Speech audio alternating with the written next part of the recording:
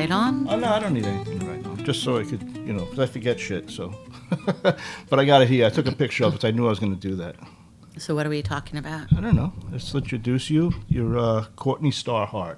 I am. Thank you for inviting me to your house. The place is great. Are we recording? Yeah, I'm recording. Oh, we just start like that? Yeah, I just start. I don't tell people when I start. I just start. That's perfect. But, and this is the Church of Natural Law. Yeah, right? the Church of the Natural Law. We founded it, myself and my Native American mentor, Patricio Dominguez, and Adam Yellowbird, who's pretty well known for his work as well. We founded it to represent like the actual values that a real Native religion has, right? So the reason why we can work with plant medicine is because it is a church. So, there are like really specific values that are kind of inherent to all Native religions. And then there are, different tribes, and each tribe will have their like specific recipe. Right. Yeah. And what, you use actual ayahuasca, like the vine from South America, or is it another kind of? Well, I mean, it's DMT, right?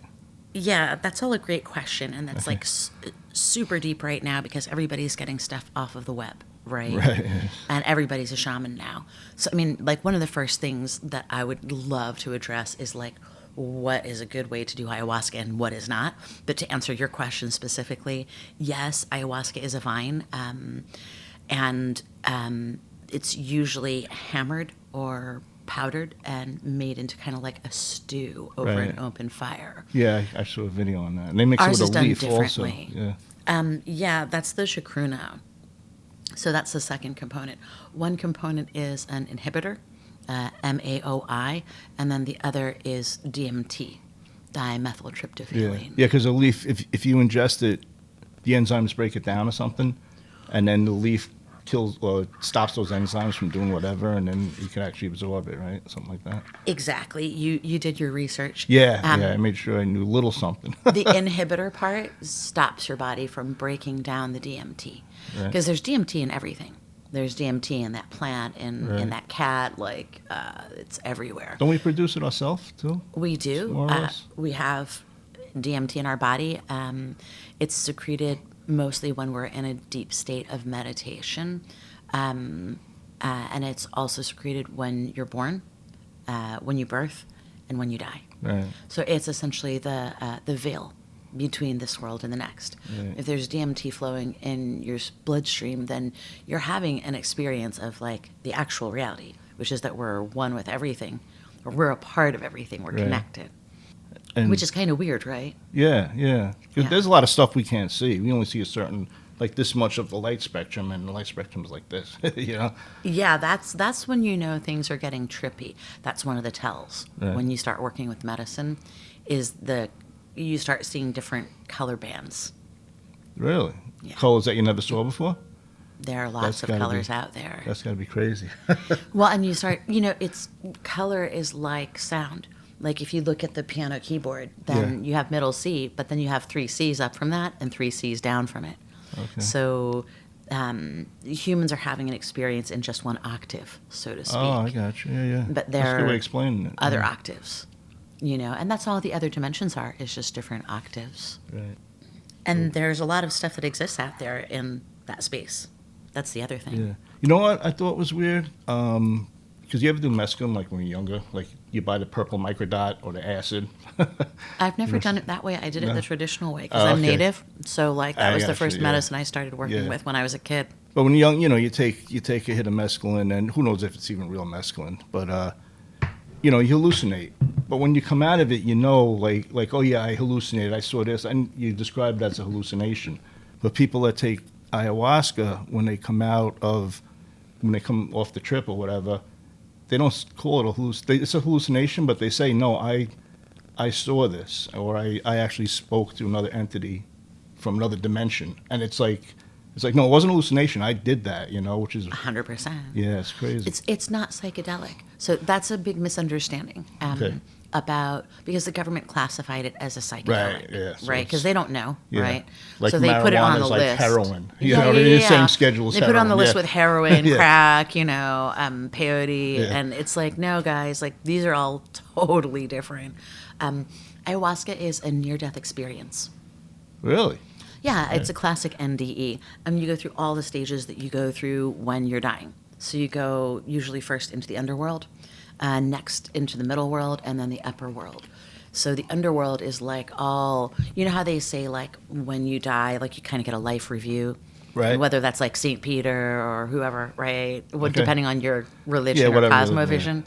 Yeah, so you have like a life review, and that's where all the stuff that you've buried or, stuff you've repressed is coming up, right? It's stored literally in the amygdala, like in our brains. Right. And it's a part of our brains that's like really primordial and it's hard to access. You can access it through breath. That's why breath work is really good for us, because when you breathe a certain way, you can get in there and you can start downloading files.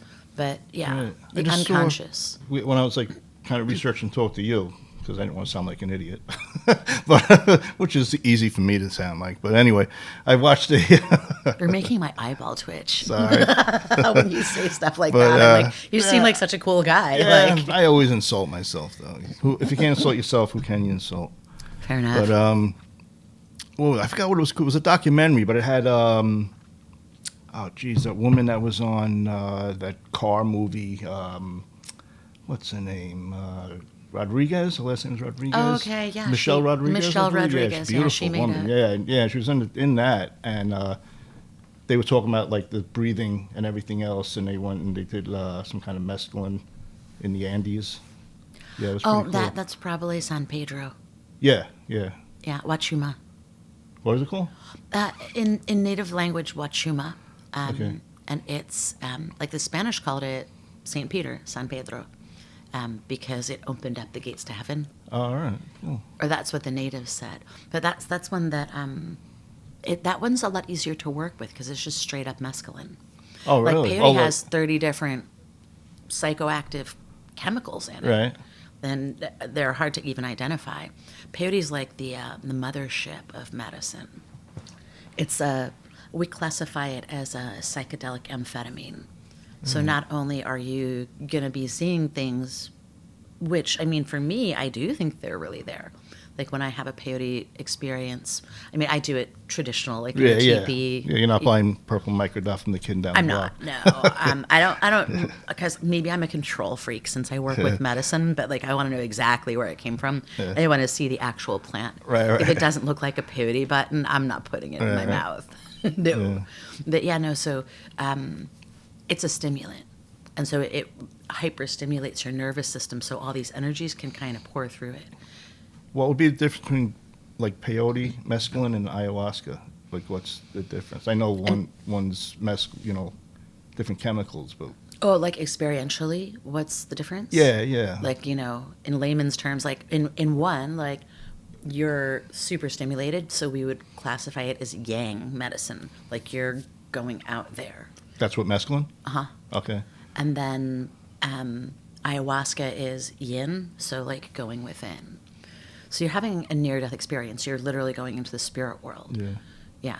And so you can journey out there into cosmos. I mean, the way that we do dosage, we don't do mega doses. We stair-step people up. Because I have a lot of executives. I have, men who have families, Right. women who have children. Like, you can't be just a hot mess. Yeah. Someone might just be a little leery, so you got to ease them into it, I guess, right? Yeah. I mean, if you've never, looked under the hood, so to speak, Yeah. in your mind, then it might be a little trippy when you see things for the first time. Like, we have intention. So if you have the intention of healing your anxiety, then the medicine might take you back to the event that caused you to have anxiety. Yeah. Whether that's like an abandonment issue Yeah. or what have you. But you're going to re-experience it from a third-party view. Yeah. So you'll have like grandmother ayahuasca, the spirit in the medicine, and you together looking at like a cross-section.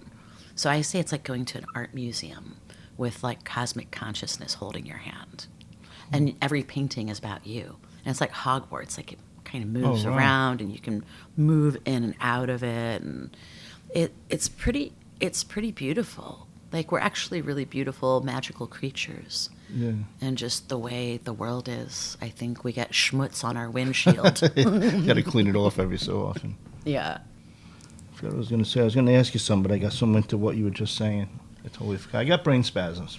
Well, maybe ayahuasca could help me a little bit with my brain spasms. You should definitely come and have some. Yeah. and we have different programs too. So here's the thing: is like when you go away, like let's pretend like you wanted to do ayahuasca. Right. Like the process would be like what? Like what would you do if you wanted to do it? Let's say you didn't know me. Right. And it's your first time. Oh, I would definitely look for someone that knows what they're doing. Because I actually tattooed I call him a friend. He's a customer, but I call him a friend of mine. But he was telling me his friends do ayahuasca, and they're telling him that he should do it, but they get it from some kid in their neighborhood. I'm like, I don't know if that's real ayahuasca, man. He goes, that's what I'm saying. He goes, no. I go, yeah. I wouldn't trust that. You don't know what the hell that is, Yeah, I mean, that, like, so now that ayahuasca is accessible to everybody thinks that they're God now. Right. Oh, I'm a shaman. Yeah, you can buy a book and then literally now you're a shaman. studied for 20 years. Yeah. Like, I studied for 20 years. Yeah. And it started with permaculture, gardening, seed sovereignty, nutrition. I didn't go to study with a medicine man because I wanted to become an ayahuasca shaman. Like, I didn't even know what it was when I went there. Because, like, tribally, we would typically work with peyote, right? Because we're a Southwest tribe. Right. So that would have been our tribal medicine, except for the fact that our tribe was connected to South America through the footpaths. And we're like the guardians of the Northwest Gate of Mesoamerica. So we're Mesoamerican. We're not like the Plains Indians or the Cherokee. Okay. We're connected to South America. Right. So because we had commerce with them, then we had access to ayahuasca and other medicines. And then they had access to our peyote. Right. So your stuff is made by, your ayahuasca is actually made by an Indian tribe? 100%. Really? Wow, that's crazy. 100%. That's cool as hell. Yeah, no, it's made by people that we know, and we know that it's organic, it's sustainable. Anyway, like, so a traditional, like, medicine person studies for 15 to 20 years before they even start administering plant medicine. There's a lot to know. Oh, yeah, like, there's sure. a lot to know. Like, how do you work with, like, a master plant? It would be like if you had ordered a hamburger at McDonald's and then all of a sudden you thought you were the CEO of McDonald's, right? Yeah. Because you had a hamburger. Right. Yeah, that's what people are doing. So they're skipping all of those important steps because, like, you have to be able to make relations with things that are invisible to other people. You have to be highly sensitive. You also have to have allies in the spirit world. Going into that world is like dropping your ass off in Zimbabwe in the jungle. Or the Congo. You don't know who's who, what's what. Well, how would you know if it's like a good spirit or a bad spirit? You don't. You don't? Yeah, and then we have like 20-year-old children like with synthetic feathers who've declared themselves shamans. Right. They're getting something that might or might not be ayahuasca off of the dark web, and then they're doing I don't want to call it a ceremony because I don't even know what a ceremony is. It's another thing. Like, you got to set up a ceremony. Right. You got to set up like energetic barriers because like your body is going to expand into like a big energy. Pillows and the doors playing in the background. It's cool, but it's not exactly a ceremony. Right? Yeah. Just because you have a strobe light doesn't make it a ceremony. It's dangerous too. You can have a psychotic break. We call it soul loss, but I think in clinical terms, it's a psychotic break. What is that? Well, in shamanic terms, a soul loss or a soul fragmentation is when kind of a part of your consciousness chips off. In the case of like a dark entity, then it captures it, and then it can feed off of you, off of your energy. Is that bad? That sounds fucking bad. horrible. Yeah. Like, it's like losing a piece of your soul and something possesses it then. Do you get it back, or is it... If you find a real shaman, but good luck with that. Oh, yeah, I mean, you're saying, if you do it with it's some like a kid needle in in a his basement. haystack. Yeah, gotcha, yeah. Right? Yeah. If it's a real shaman, then that's one of the first things you train in. Because we take people on journeys with drums. Like, that's how we practice. Right, yeah, like the drums you showed me upstairs. Right? Yeah, but with a drum like that one. I don't want to move my face away from the mic. Yeah, I see it. Yeah, more traditional drum. Right. Boom, boom, boom, boom, boom. And a certain rhythm actually hijacks your brain waves, and then you can journey. Oh, yeah. A lot like plant medicine, but it's cool because you don't have to ingest anything. And when the drum beat stops, you pretty quickly come back, like within a minute or two. Oh. How do take the ayahuasca you have? You don't ingest it? You do, yeah. Oh, you do? Okay. All right. If like you said, you visit a traumatic experience. Let's say someone comes here and it's because of something like, let's say, child abuse or whatever. Sure. And it's pretty common, sadly. Yeah, and then you take it. It's like, if they re-experience that, will that kind of freak them out? Or what if they have like the idea that, holy shit, I don't want to go through that again. That's gonna, it was horrible back then. If I revisit that, I'm gonna freak out. Yeah, no lie. Well, so we could even take the example of like military, because a lot of my clients have been, a lot of Marines, a lot of government intelligence, like just a lot of military. Like war veterans, right? The PTSD and stuff. Yeah, so the last thing you want for a veteran is to have to go back to that tragic, traumatic scene where they were following orders and they had to do things that a civilian would never do, right? And then there's that conflict in them because you have a good man or a good woman who would never hurt anyone on the streets, but they've had to kill thousands of people. Right. Like, how do you ever reconcile that? The last thing you want to do is take that veteran back there. So we have medicine for that. So we try to clear out a lot of those traumas with kambo, which is frog medicine, and that actually releases things in a non-psychedelic way. What kind of medicine? Frog medicine. Frog medicine, that's what I thought you said. Philomedusa bicolore. It's a giant Amazonian tree frog, and it has a secretion that actually cleanses the body physically, and it also breaks the blood-brain barrier and gets into the amygdala and like manually releases that stuff. Yeah, that's like a drug too, right? Like a psychedelic or something. It's not people lick a psychedelic. toads? That's bufo. That's bufo. Bufo. It's a toad. Toad lickers. No, bufo's incredibly powerful medicine, but it's a more recent discovery. It's not a traditional native thing. Yeah. But the kambo is really traditional native. So it releases a lot of trauma, but it's not psychedelic. So you're not going to re-experience it. Oh, that's good. So it's the best thing I can do for veterans or people who have really heavy trauma, people who are in recent recovery. Like, I can't work with someone who was just doing meth last week, but if it's been like a month, I say like 4 to 6, even 8 weeks is great. So it's somewhat out of your system. You hit them with a combo and it just flushes all of the remnants of that out, flushes out trauma. But you do have to burn people. So it's awkward. What do you mean?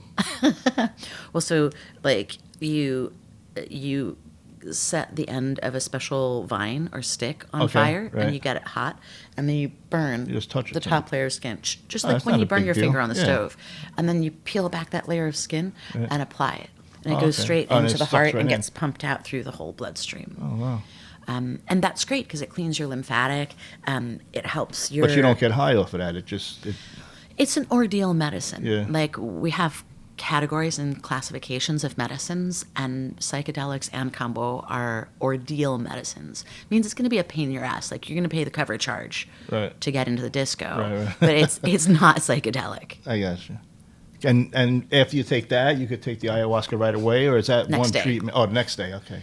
Yeah, and if I have veterans with heavy trauma, suicidal ideations, or people who have like severe trauma like sexual abuse, or people who have really bad recovery, drug issues, especially when people have struggled for decades. That's like really deeply embedded in their neurology. So we use this to flush it out. We'll do 3 doses. Boom, boom, boom, even 3 days in a row. Oh, wow. And then you let them rest and reset, and then we work with the medicine. Then all of that trauma and all of that crap is kind of like out of the way. Right. And a lot of the toxins in the body. Kambo is great for, it's great for stuff that Western medicine can't or won't fix. Like, Western medicine's goal is never really to heal us. It's just to make money off of us. Yeah, to treat us, Yeah. It's not preventive. It's after you're sick, take this. Because if we prevent it, now we're going to not make money to heal you. You know what I mean? And they make the most money off of surgery. Yeah. So it's always a slippery slope. When you look at medication, it's always going to be a slippery slope, like to get you into the operating room. Yeah. Yeah, where they can make a lot of money and chop you up. That's crazy. I know it is. Yeah. So, I mean, kambo is the first step, preferably like some kind of purification. You know, we have a special diet that people do. You probably found that out. But let's go back to pretending that you're looking for an ayahuasca retreat. That was fun. Because for people out there who are looking for one, Yeah. it's like to simulate for them, like, what do you go through? So you start looking around on the web, right? Yeah. You Google ayahuasca. Yeah. And then you got to try to figure out who's real and who's not. Yeah, good luck. Yeah. Because at the retreats, the biggest retreats, they don't have real shaman there. Honestly, They have people with brown skin who put on feathers and dance around in moccasins, but they're not real shaman. if someone advertises too much and they look too corporate, I would just stay away from them. You know what I mean? It's like I'd rather go to a small church, than a big one. Well, yeah, and if you think about it, like, let's just say you go to a place like Rhythmia, and I'm saying Rhythmia out loud because you can hashtag Rhythmia, and then when these poor motherfuckers are looking for retreats and they find Rhythmia, maybe they'll find us too, right? Yeah. Like, find the real deal. Let's say you go someplace abroad. Well, what's going to happen when you get back home? Is that dude going to answer your call? Right. Yeah. So if you're having a nightmare, Especially if he's in the Andes Mountains, it's like how you're going to get in 100%. touch with him. you're not. Yeah. And they can kind of do anything they want to then. Wait, let me silence my phone. I got a habit of never silencing my phone. All right, go ahead. I'm sorry. So, first of all, accountability. And think about that. Like, in my lineage, I was given permission to work with these medicines because I took an oath that I would treat everyone like family.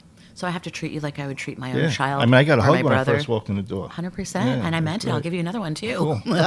Nobody touches anybody after COVID. Like, we're at this music thing over the weekend. I We hated realized COVID. nobody wants to hug each other anymore. Yeah. I don't care. I just walk right on up. Yeah. But, yeah, so accountability. Let's say you go to the Andes, or I don't want to pick on the Andes because probably those people are better than most. Yeah. I want to say, Well, I'll like, pick on them that let's that pick on do it. Rhythmia. It's someone that goes there to treat themselves. No matter how good they are, when, like you said, when you come home, you're done. How are you going to have access to those people again if you got a question or whatever? Yeah. Or if something comes up, like, because what happens is you take the medicine and there's a gap. Like, I always joke with people, I say, mind the gap. You know how they say with the train, right? Right. Well, it's like with the medicine, because you're person A, like, when you leave, and you're person Z when you get back. There's a big gap. Right. Now, who's going to walk you through that?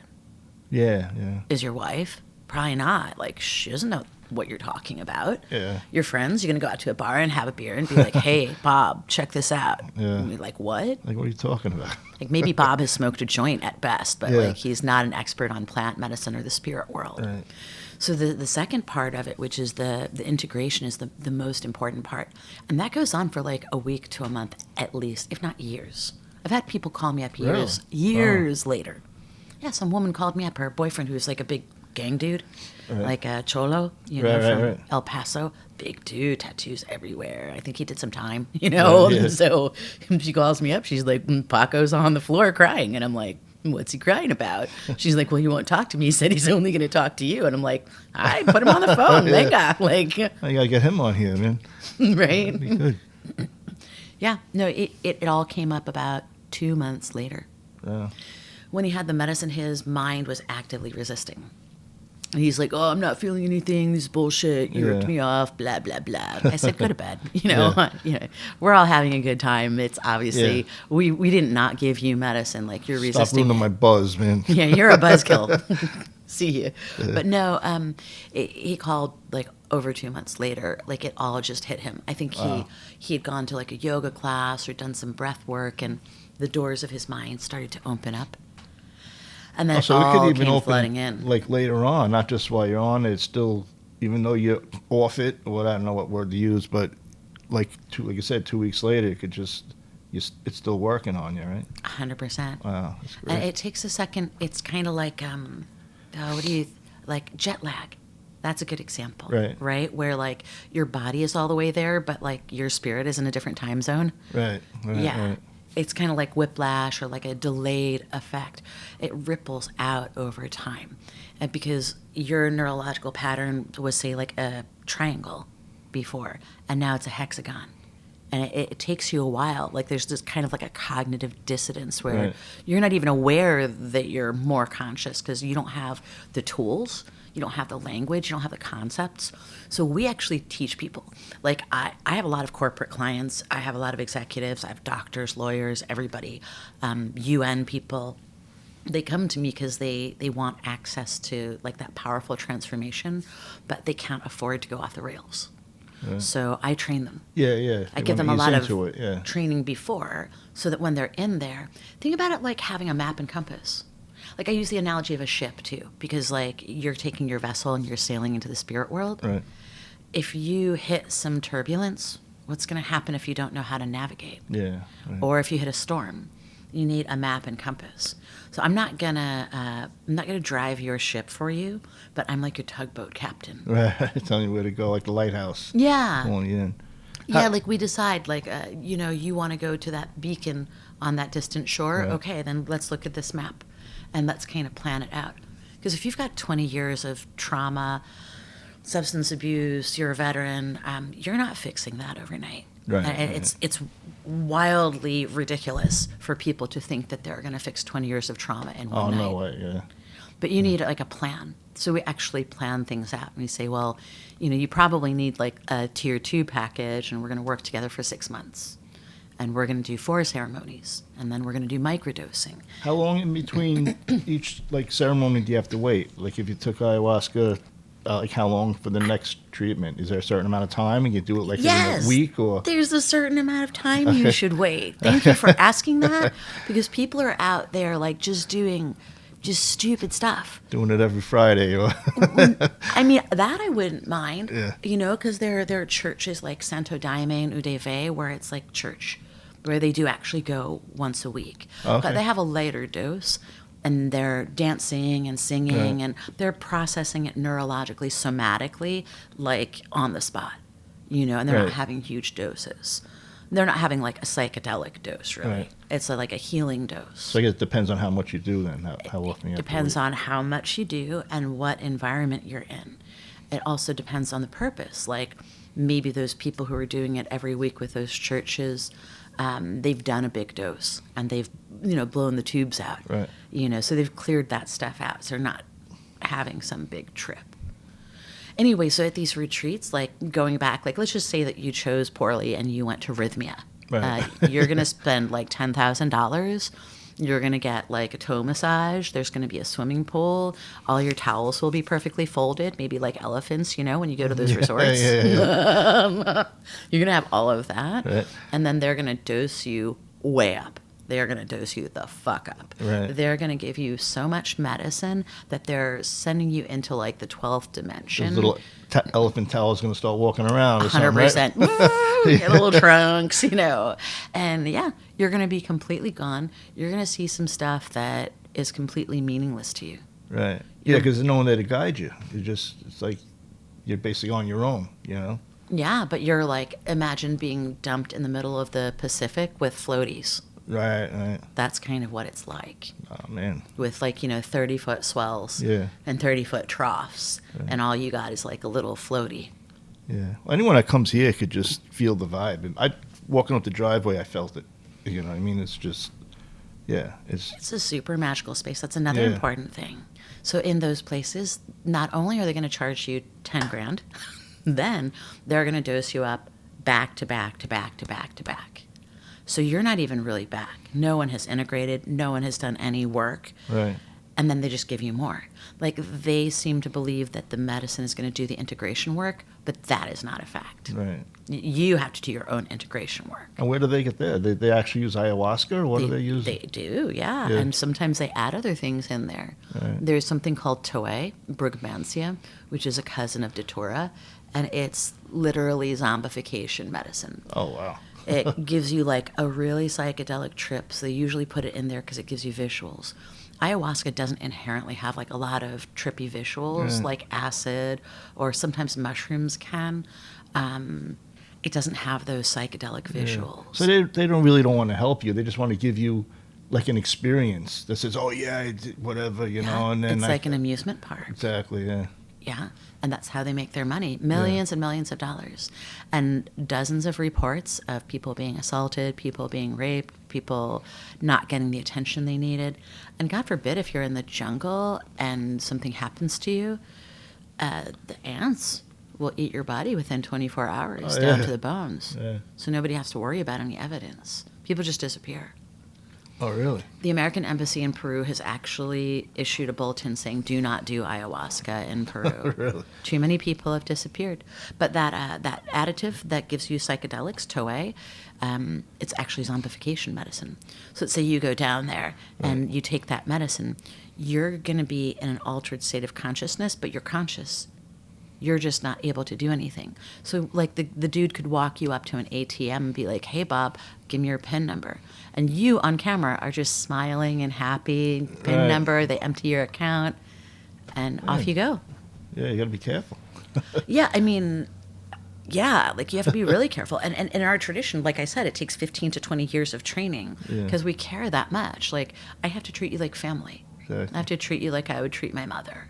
Yeah, I saw something. It's a little off topic, but they would. I forgot what country it was in, but they would blow a powder in the face, and then like you said, they'd be all happy. They'd walk you to the ATM. It was some girl would start talking to you, and she'd blow the powder in your face, and you'd take all your money out and give it to her, and just, oh, here's the keys to my car. Here's this. And it would look totally voluntary too. And then when you're done, you're like, what the hell happened to all my shit? You don't know where you are. Yeah. But you don't remember what happened, so you can't testify. That's probably either. that same stuff you just mentioned, right? The same stuff, probably. Yeah, it's crazy.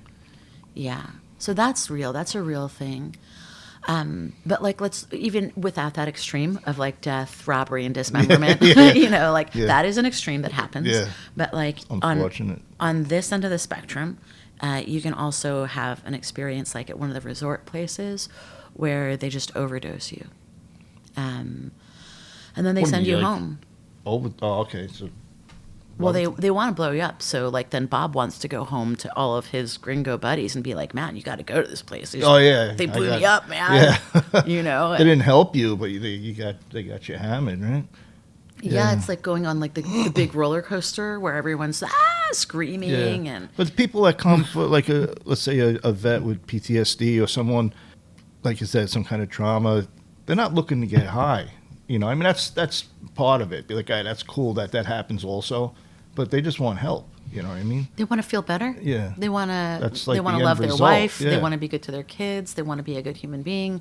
They want to enjoy this life, and they're blocked. They talk about it like being at a crossroads with a flat tire. Right. And I'm the person who helps you look at the street signs. Okay, you're at 5th and Orange. And your tire is flat. We're gonna need to fix your car and figure out where you're going. And I mean. Yeah.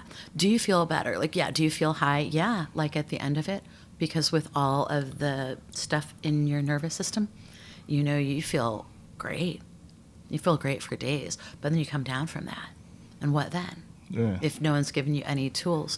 And then you have these understandings. Like, you have this understanding maybe that, like, everything out there is alive and it's pulsing with life. And then if you call that big corporation, you're going to get their answering service and push 1 for this, push 2 for that. What I mean? That's not good, man. No one's going to help you. All they're doing is CYA. They have a lot of staff, but their staff is for CYA. What's CYA? Cover your ass. Oh, gotcha.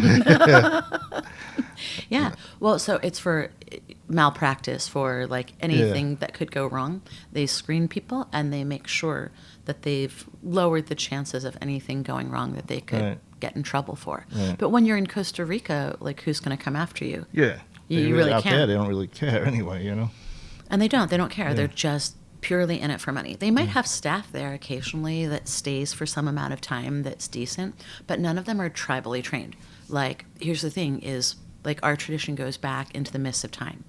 Like, not only did it exist before Columbus found this place for the Europeans, right? Because we definitely knew it was here. We had very accurate maps. So nobody, like, found us. Anyway. You didn't know you were lost. We didn't know we were lost. You found us. We're, like, waving on the beach feeding you guys. Like, what are you talking about? But so, like, it goes back into the mists of time. And if you can imagine, say it goes back 10,000 years, our lineage. So, like, my master had masters, right. And each of them passed on their knowledge of the spirit world. So each of these people had journeyed extensively, and they had, like, cultural maps, So, like, their masters would have told them and then would have held their hand like my master did and journey into the spirit world together. And then you're like, hey, here's that thing that I was talking about, and here's that thing. Wow. We have maps. And we have like protocols and procedures. So if someone does have like a soul fragmentation, like let's say like, you bump into your childhood trauma and you freak out. Yeah, yeah. I call it the puffy tail. Like when a cat gets scared. Yeah, the poof. Yeah. You freak out. Yeah. Of course, then like it's hard to recover from that without help. So I come into the spirit world right next to you, and you can feel me standing there, right next to you. Yeah. And then physically, obviously, like I come over. You're right there, and we yeah. start clearing off some of the dense energy. Like we have all these fans, we have sage, we have these sacred objects and procedures. So physically, I'm going to do that. I'm going to spiritually go in there with you. And then I have allies. So I have spirit animals that I work with, like the jaguar is a really good ally, right? Because she's big and she's strong and she can track things. And she's not afraid of the night.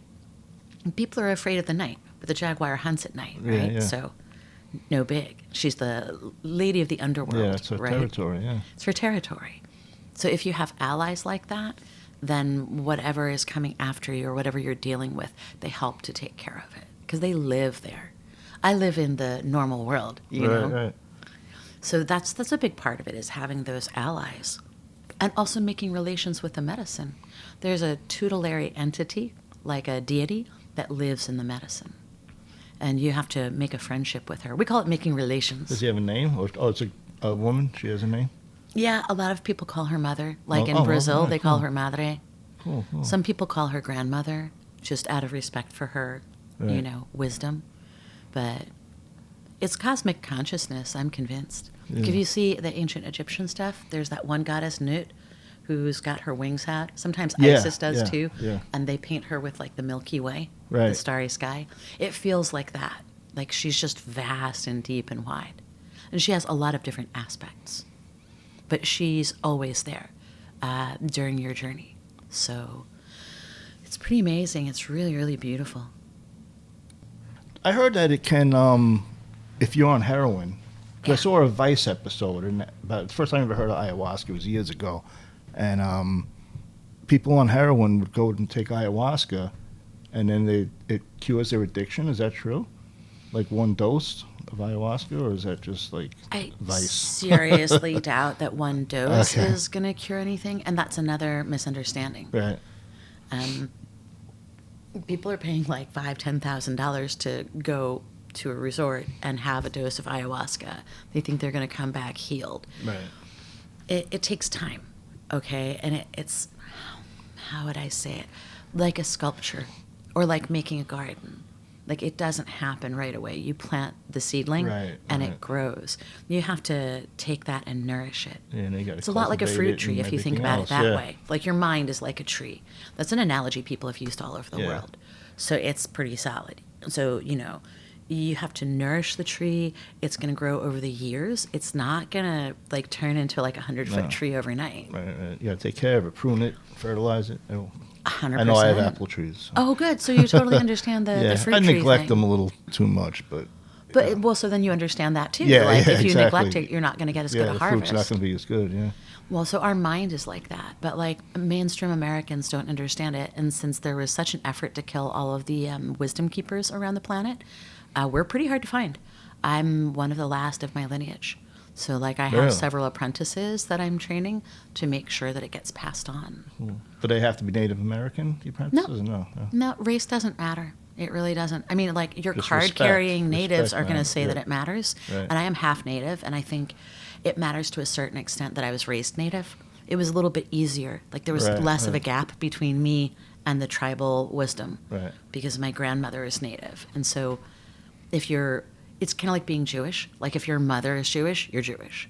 Because the mother runs the household. Right. So if your mother is native, there's a native flavor in the house. Yeah. And whether or not they were conscious of that because of the conquest tried to cut us off from this ancient wisdom. We're so much easier to manipulate when we don't know how to prune our fruit trees, Yeah. so to speak. Oh, yeah, like when the conquistadors, they started destroying everything, melting all the gold statues, destroying everything, and you're doing that? That's Defacing the weird. That's not temples. Christian. We're going to, set this on fire, You could literally be jailed for doing a native ceremony up until 1970. Yeah. I heard about that. 1970. You think 70, really? Yeah. Wow. I dare say you and I were born sometime around then. So there are Yeah. people walking around on the planet who are alive when you could still be put in jail or killed. for doing native ceremony. So they went to great lengths. They also stole our children. So you could buy a native child for $10 in the 1960s. Really? 100%. They put them in residential schools. I've sat across the table. Like buy them and bring them here to America? No, you could buy them and bring them anywhere because then they were your property. I guess it's yours, yeah. Yeah. Oh, that's into disgusting. the 1970s. Actually. Into the 1980s, there were people being stolen from reservations and put in residential schools.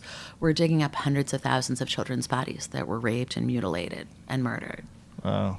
So there was something so terrifying about these wisdom keepers that they wanted to kill everyone. They started by burning Cleopatra's libraries. Don't get me started. It goes way back. Oh, that woman was so scary. Even the library in Alexandria. Alexandria, exactly. They burnt her libraries. Yeah. And why? What was so scary about the knowledge and the power? Like, oh, this says the world is round. We're going to have to set that on fire. Yeah, think about the stuff that they burned. I mean, probably only in the Vatican would we find anything even similar to what Cleopatra had. Right. And then they went about killing at least 13 million witches in Europe. Oh, yeah. Joan of Arc, they burned her for being a witch, right? 100%, but they went after all of the wisdom keepers that connected us to the consciousness of the planet. Because if you're connected, like say your apple trees, right? You don't need anybody, right? Like if everybody fell off the face of the earth tomorrow, you'd at least have apple trees and you know how to take care of them. I'm a prepper too, so I got some stockpile, you know? Yeah, so exactly. Like so if we're connected to the planet, to our Mother Earth, then we're really hard to manipulate. And if we're connected to the spirit world, right? Like using the tree as a mind analogy. Right. If your mind is healthy, boy, you've got like 10G. It's not 5G. It's like 100G to the fifth power. Yeah, you're not a good slave if you're free thought. Yeah, and if you have unlimited access to food, to each other, to consciousness, like we can dial in and ask questions and just get answers. Yeah. And the Vatican has a secret library, too. 100%. Yeah, they have this, they stole our stuff. They defaced our temples, and then they took it back, and they basement. Studied it. Yeah. Oh, I'm sure they looked at it first. Yeah. I'm still looking at it. Probably. Yeah. No, the wisdom goes so deep. And it's like we are such powerful creatures but if you unplug us, then it's like a cell phone. Like if it's not plugged into the internet, I guess you could use it as a calculator, but like, what else would it be good for? Playing chess, right? Yeah, it's like we're basically a landline as compared to like a cell phone. Right. Like our state of consciousness right now. Yeah, it's connected to the universe, right? Yeah. That's what they say. Like intelligent people, they get their ideas from like a hub. You know what I mean? Your mind is connected to like the mainframe, you know? Yeah, and there is a mainframe. Like even at Princeton, they discovered, like I've written a couple books, and one of the most interesting guys I interviewed was an engineer at Princeton.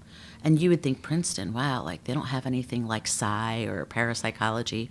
Well, they call it the Princeton Engineering Anomalies Research Lab, the Paralab, and they did experiments on consciousness, and they found that we're connected to something that a guy named Teilhard de Chardin called the noosphere, but we call it the Gaia mind.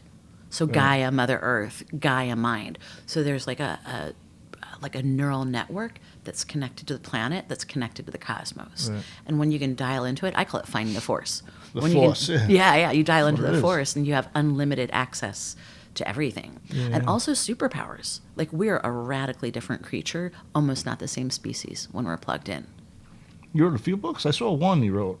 I just saw it this morning. I was like, oh man, I wish I saw this last week. I would have read it before I came here. Yeah, but, we'll definitely I'm still read it. I'm going to read it anyway. Yeah, no, I will. And come back for ayahuasca. Come back and do stuff with us. How many books did you write? 3 so far. I'm working on a 4th. I'm working on my doctoral and they're all dissertation. On Amazon? They are. The first one was 10 interviews with experts on consciousness. Cool. I was dying, and Western medicine was not interested in saving me. I read that, yeah. Yeah. And so I had to figure it out for myself. Like I call it rainmaking because it's the place of miracles, Right. And what's your new one? Is it a doctoral? You getting a doctorate? Yeah, I'm working on a doctorate at University of Sedona and doing sound journey and consciousness journeys, actually without medicine, because I want to be able to take like hundreds of people on an ayahuasca-like experience, but with sound. Sedona's a magical place, I hear. Oh my gosh, it is. Yeah. If I had to go someplace tomorrow, I would probably go there. My daughter's mother, when we first going out, she went to visit Sedona, and she came home and broke up with me. Uh-oh. She had a vision of, no, we got back together. We Right. married and had kids, but I was like, damn, Sedona, like, maybe I should go there. I don't know. What's Like, going what on there? happened? Yeah. Yeah. She had like a vision. She saw a scorpion, she said, it was, and we got back together, but now we're not together, but we're still friends. That's the important thing. That is the important part. Yeah, human beings aren't disposable. No, definitely not. It's kind of breathtaking for me out here in New York. Like, I've met so many good people and really high quality people because the cover charge. It's expensive to live here, so you better be good at whatever you do, right? Yeah, at Long Island, it's crazy. But like how it affects the human consciousness to have like 100 million people within a few miles or a few hours. You know what I'm saying? Yeah. People become like disposable, and then you can just quantify everything in terms of money. Yeah. Like, whereas like in like the native way of seeing things, like no one is disposable. Everyone in the tribe is important. Right. Everyone's equally important too. You No know? matter what you do, you're contributing to the community. Everyone the deserves tribe. to eat. Yeah. And like I talk about the buffalo economy. Like, if you think about like that mentality, like if you were hunter-gatherers, one person doesn't sack a buffalo. One person doesn't usually take care of an apple orchard alone either. No, right? definitely Or a not. farm, right? Yeah. So being sustainable literally means you have to work with other human beings. Yeah. The one guy ain't going to go out with his bow and arrow and take down a buffalo and carry it home. Probably not. Even if it he doesn't could work that actually way. sack the buffalo, Yeah. like something would come along and eat his ass Yeah. because you're sitting there trying to eat the buffalo all alone. The Or wolves, something bigger might eat the buffalo. Like, hey, 100%. fuck you, that's mine. Yeah, I mean, yeah, it's mine because I said so. Yeah. 100%. So like we didn't live in nature alone, and then the buffalo, the whole thing would be used. And even if you were the chief, you would never think of like hoarding that and saying, No, you share it with "Hey, everyone, Paco, yeah. like why don't you and your family starve so I can get fat?" Right. But like in our modern society, especially in New York, we really admire that. Like when people have like this extreme wealth, Yeah. right? And then those people have mental issues. They come to me. And these fabulously wealthy Because people, deep down inside, they know they're doing something lousy to other people. I think they feel empty, and I think also they have trust issues. Right. Like they wonder who they can trust and who their real friends are. Because if you took their money away, or their Maserati, or their place in the Hamptons, not gonna have friends anymore. would you have friends? Probably not. So yeah, every different kind of person has come to me for ayahuasca. Everybody has trauma. There's not one single person I've ever met who doesn't have trauma. Oh, everyone does. Yeah. Yeah. But the biggest traumatic thing is the disconnect, like from each other and from spirit. Feeling disconnected, it's like bobbing along in the Pacific without any moorings or any direction. People just feel lost. So you've been doing this for a long time, right? Yeah, 20 years. 20 years, a long time. 20 years is a long time. And you saw a lot of transformations, like people came in, had so much trauma, and you cured them, you helped them. Well, we could go back to the heroin experience, right? Like we've had a lot of people come who are in recovery, a lot of veterans. New Mexico is a rough place. It's the poorest state in the nation. Oh, really? And the highest addiction rate, highest homicide rate is on the reservations. They really shafted the native population. Like our government to say didn't the honor least, one single treaty that it ever wrote. So and they wrote thousands of treaties. Yeah. Yeah, and most of the time they killed the natives along the way, moving them to the next place.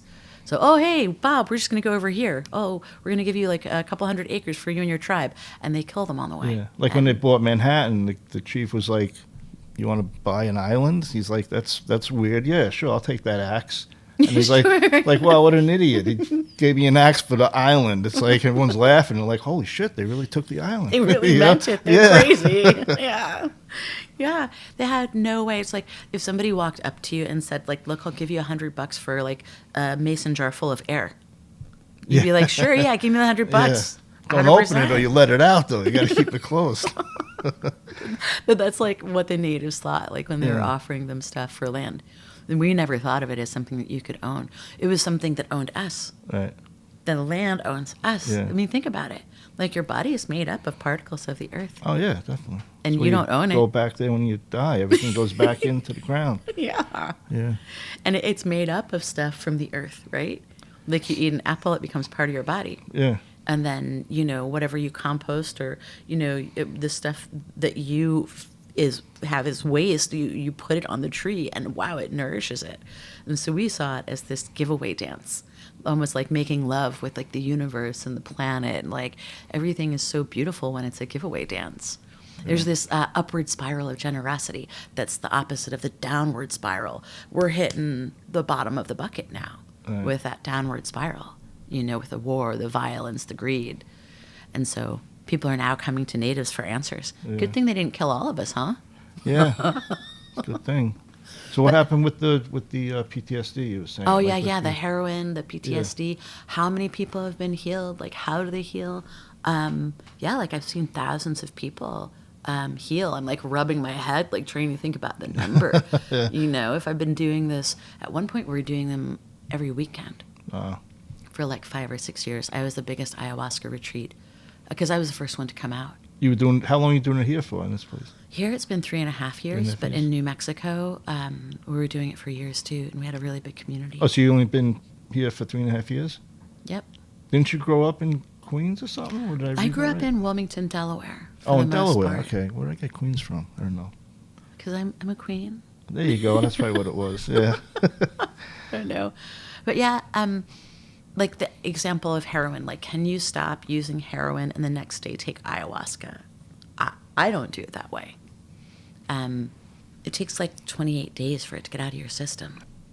So people need to be clean for 4 to 6, preferably 8 weeks. Oh, wow. I think of it as like getting stabilized, right? Yeah. Like you have to get a new normal. Because when you come back to your environment after taking that journey, you have to have kind of a safety net. Like you want to make those new habits for like 28 days.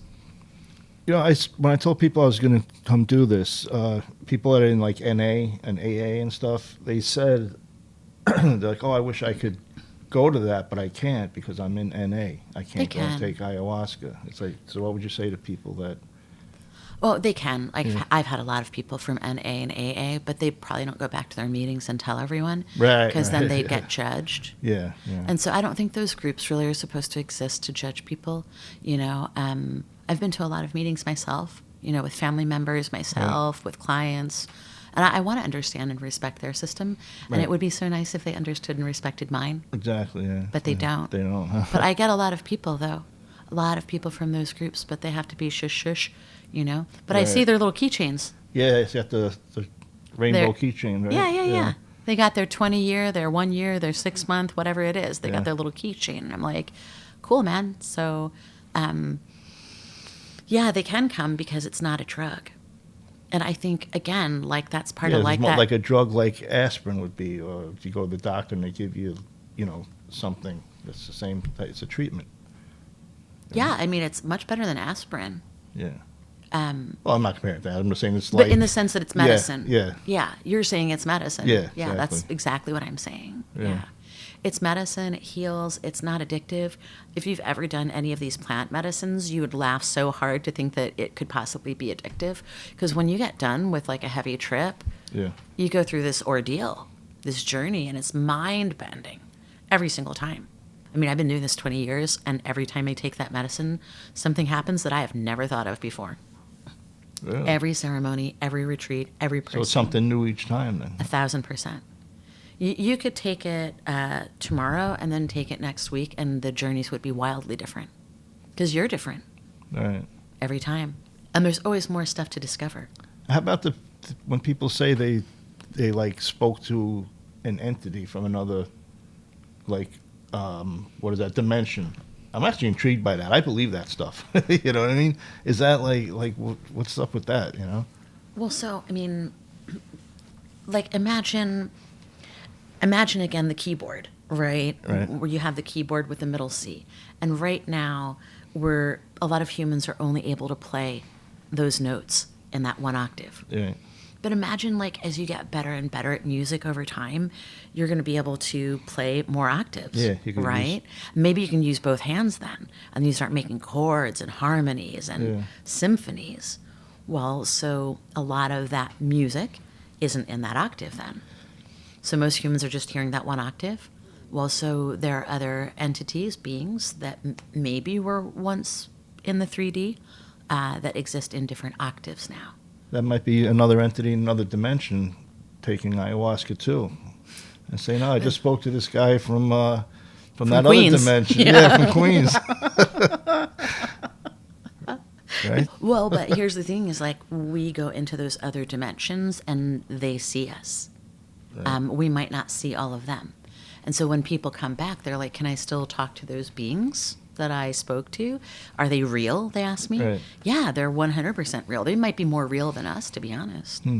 They're more permanent. So their non-physical body is more stable. Like our physical body is always changing, right? Yeah. And we're going to leave it. One day we're going to leave it. We're going to go probably with them. Yeah. And they have light bodies, and they might have a semi-humanoid form, but they're more light than matter. And there's an aspect of us that we're supposed to be evolving into to be more like them. That's what our oral traditions say. And we're at a crossroads now as humanity. We're not going to be able to go on doing things the way we're doing them now.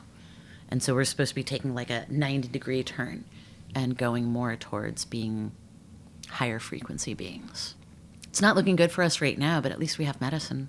But then, like now, all these shysters are handing out medicine saying that they're experts. Yeah. And they don't have a map. Like my ancestors have been in and out of the spirit world. They've contacted all those entities. Right. The ones that look like mantises, the ones that look like dolphins. Yeah, and if you probably talk about what we're talking about now, they'll look at you like, yeah, okay, just give me my money, write me that check. I don't care what you see after I cash it. Yeah, they just don't care.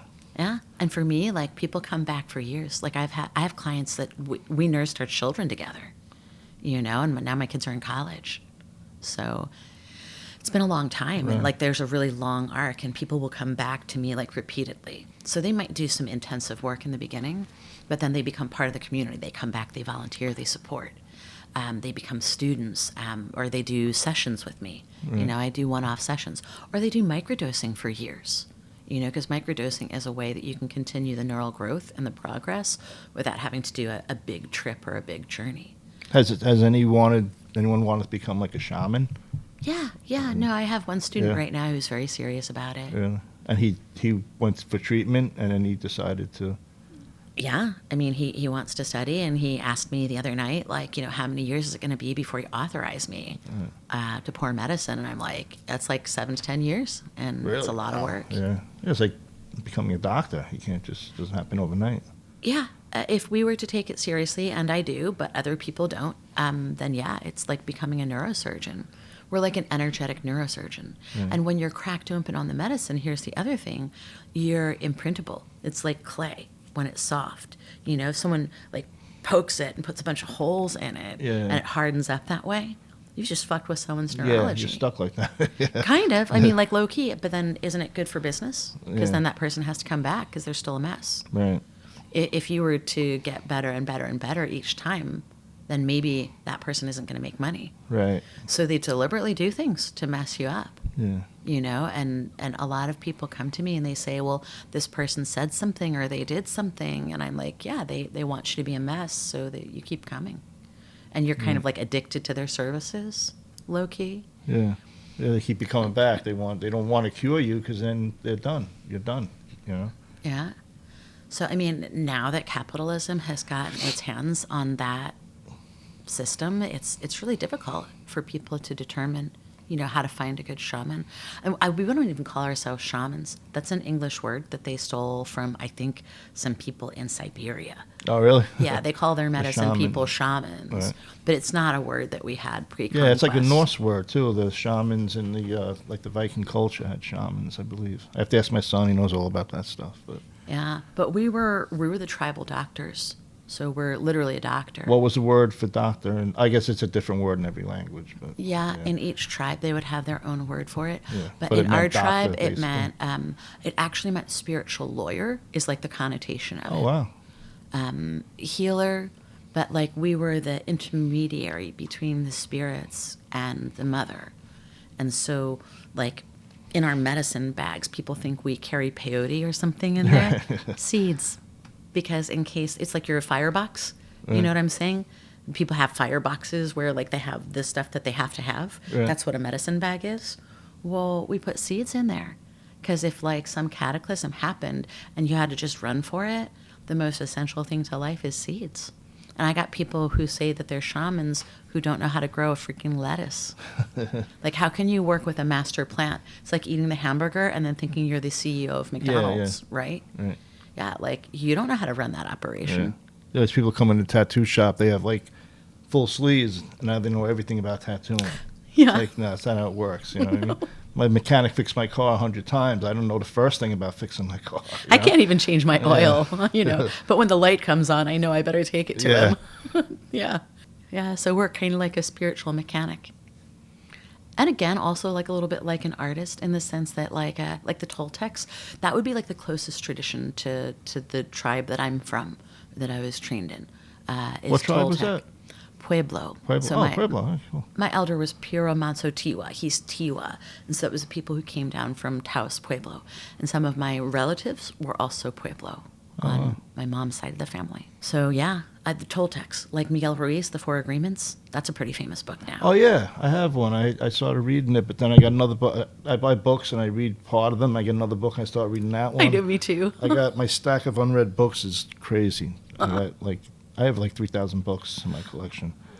I had to whittle some down when I drove across the country. Oh yeah, I'm sure. I had a huge garage, it was like 3-car wide, huge, and just lined with books. The church library. I don't know how you did that.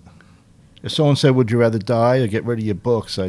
There'd be silence, and I'd be like, "Well," I'd be like, "Wait a minute, I'm thinking." Wait, don't rush me. Yeah, this is serious. It's a hard decision right here, No, somebody offered to keep them for me.